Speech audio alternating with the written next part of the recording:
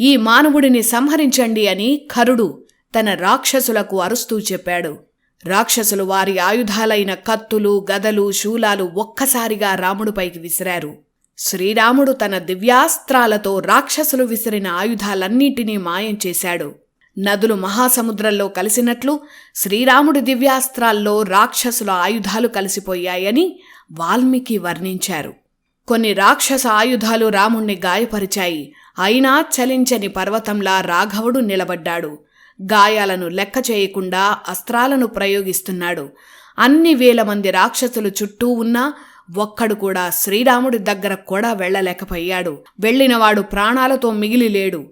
ఇటు రాముడికి కూడా శరీరమంతా గాయాలై రక్తం చిందిస్తోంది. ఇక లాభం లేదని ఒక్కసారిగా ఆగ్రహంతో అరుస్తూ శ్రీరాముడు చుట్టూ తిరుగుతూ వందల సంఖ్యలో బాణాలు వచ్చే దివ్యాస్త్రాలను ప్రయోగించాడు. ఒక్కో దివ్యాస్త్రానికి వందల సంఖ్యలో రాక్షసులు నేలరాలుతున్నారు. అంతటి ఖరదూషణలకు కూడా ఏమీ అర్థం కాని పరిస్థితి.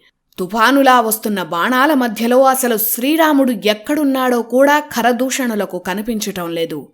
మరణిస్తూ తమ ముందు పడిపోతున్న రాక్షసులు మాత్రమే ఖరుడికి కనిపిస్తున్నారు. శూరులు, వీరులు అనుకున్న రాక్షసులు మరణిస్తున్నారు. వారి రథాలు కూలిపోతున్నాయి. రామబాణాల ధాటికి ఏనుగులు పారిపోతున్నాయి. ఖరదూషణుల చుట్టూ రాక్షస వీరుల తలలెగిరి పడుతున్నాయి. ఇక మిగిలిన రాక్షసులు పరిగెత్తుకుంటూ ఖరదూషణుల దగ్గరకు వచ్చి శ్రీరాముడి నుంచి తమను రక్షించాలని వేడుకున్నారు.